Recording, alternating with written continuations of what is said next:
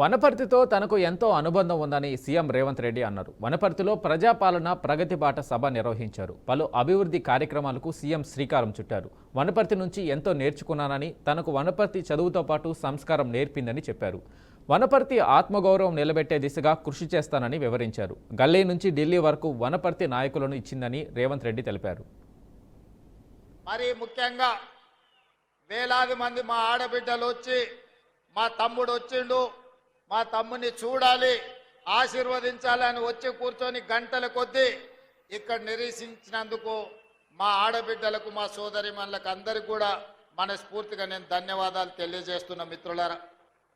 మిత్రులారా, వనపర్తి ఈ పర్యటన ఒక రాజకీయంగానో లేకపోతే అభివృద్ధి కార్యక్రమాల పర్యటన కాదు.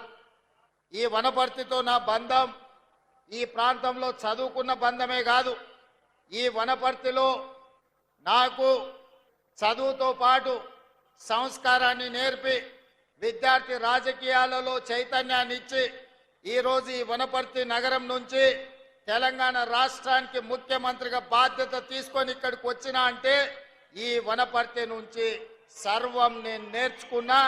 ఇవాళ నాకున్న శక్తి, నాకున్న యుక్తి ఈరోజు రాజకీయాలలో నేను రాణించడంలో ఈ వనపర్తికి ఒక ప్రత్యేకమైన పాత్ర ఉన్నది.